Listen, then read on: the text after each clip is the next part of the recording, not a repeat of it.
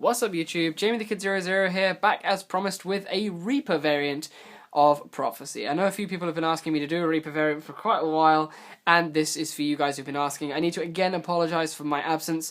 There have been a few complications. I'm currently working on setting up another channel for something completely unrelated, but that will be advertised when it does appear. But yeah, I've been pretty damn busy. I'm sorry. And I have a few things on a little checklist on my phone to do, which I'll probably post on my Facebook so that people can ask me to do other things as well. So please check out the Facebook page when you're done with this video.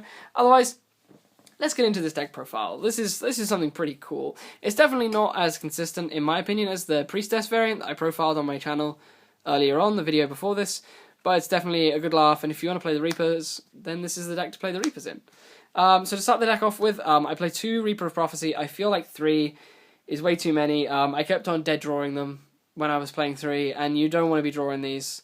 It's like drawing World, it's just not fun. So 2 Reaper, 1 Prophecy Destroyer. I wasn't playing this originally, and I felt a bit silly for not doing it. So I cut the 3rd Reaper for the Prophecy Destroyer, and I've never looked back. Destroyer is just so good. I absolutely love him in this deck. So Destroyer.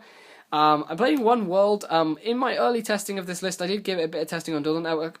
I realised that you have so many books in your graveyard, and you have such easy access to Temperance and Life, that it's silly not to play this card. You have ways of getting it out of your hand. It's just silly not to play the World. So in my opinion, you have to play this. It is a Reaper-focused deck, but you can make big World plays if you find yourself in a position where you can. I then play, of course, the 3 Spellbook Magician, because you have to. You still play the standard Secrets Master Magician play. Well, Secrets Magician Master play.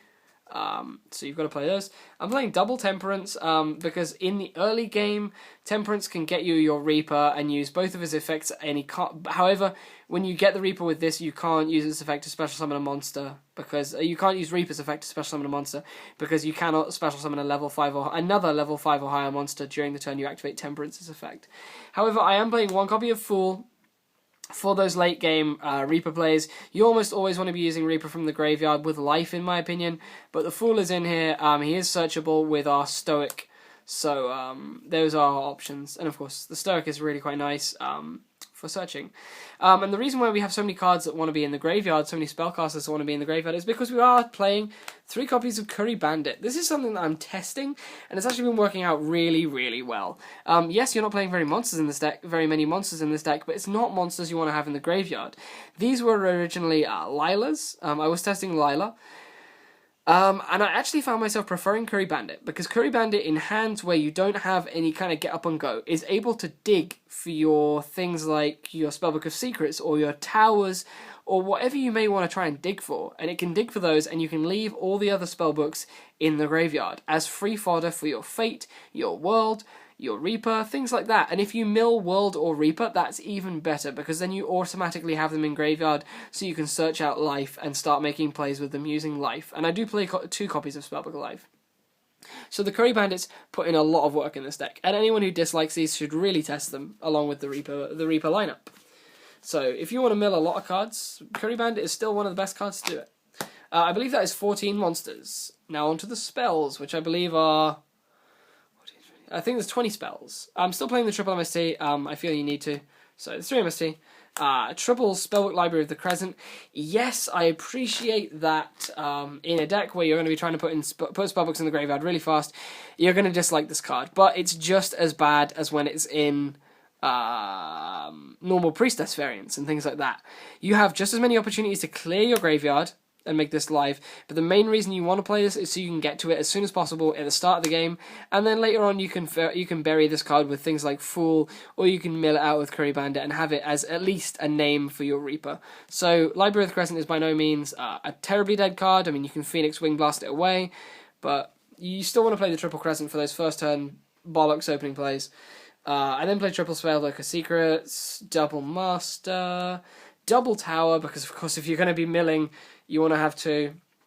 Double Eternity, you are going to banish a lot of stuff very quick. Double Spellbook of Life, because you make more life plays in this deck. I only play 1 in the Priestess variant. However, I feel 2 is correct in this, because you're able to life back Reaper, life back World, make big plays with life. So why not play multiples? And then otherwise I play 1 Wisdom, 1 Fate, and 1 Power, as more names and more options. So that is the spell lineup. I believe it's 20. Don't count me on that, but I think it's 20. And then for the traps are fairly simple. They are triple Phoenix Wing Wind Blast, Bottomless, Torrential, and Warning. I like the triple Wing Blast or Raigeki Break, so however you may want to have these. Karma Cuts if you're so inclined. I like these because they give you ways to get the dead cards out of your hand, like Crescents, like World, like Reaper, so these are nice. That brings me to the end of the main deck. Quite snappy. I don't have that much to say about this deck. If you want to hear some of my other Prophecy mentalities, go check out the other Prophecy video. Doing 2 videos on very similar decks kind of drains any of the kind of mentality stuff you can say about it. So for the extra deck, we play a plethora of 2s, because you are going to be making a lot of 2s. So play 1 Shining Elf, 1 Herald of Pure Light, 1 Daigusto Phoenix. Something about Herald that I really like in World variants, you can have World in your hand, and you can add like a Temperance. You can make this add like a Temperance out of the graveyard and put the World back in the deck. So it's pretty cool. So Herald of Pure Light, Daigusto Phoenix. You have to play this guy. He's actually really good. Gachi Gachi Kentetsu, an option, and Dark Mist as an option. So that's the 5 2s we play. For the 3s, I play 1 Engineer, 1 Alucard, and 1 Zen Main still. I might change the Zen Mains for an Acid Golem in hindsight, but that's them. For the 4s, which you can make, it's very rare, but you can make these because you side deck things like Kaiku and Breaker, so you can make these. 1 Download Magician, you make this a lot more because of course you overlay it over your 2s or your 3s. And 1 Silent Honor Arc, this should probably be an Exiton, but my Exiton is on loan. So you can make the 4 with like a life when you banish Spellbook Magician for another Spellbook Magician, and then you like summon the Breaker or the Kaiku that you play in the side. So there's those. And then I play a number of 6s, one of which I don't actually own. I play a Gauntlet Launcher, Ptolemy M7, Strike Bouncer, and Narito, the Moral Leader, I think it's called. This is the rank 6 spellcaster that can, I think it negates spells. I'm not entirely sure, but I do play it on Donald, but I hardly ever make him. And that's the only 6s I play. And then the only other guy I play is 1 copy of Phantom Fortress Enter Blathnir. And this is a cool card. I play this because I play World. And World is a 9, and you can life a Reaper by banishing a Temperance or a Fool. You can life a Reaper by banishing a Temperance or a Fool. If you have World out, you can overlay the 2 for this, which is a 9, and if you had enough books in the graveyard, that Reaper could have gotten you a Prophecy Destroyer from the deck in defense as well. So you still have a Spellcaster presence on the field to keep your Fates and things like that alive, and you also have Enter Blathnir to make big plays with those cards. So that was the last kind of thing I wanted to showcase to you guys. So this has actually been a record short deck profile for me, I've just realised. I'm sorry this has been so short, but I hope you guys have enjoyed this. I hope those of you who were asking for a Reaper deck are happy with the results. Please let me know what you're playing for your Reaper decks, what your hot techs are, cool things like that. I'd love to test some of them out. And I'll see you guys soon with some more of your requests.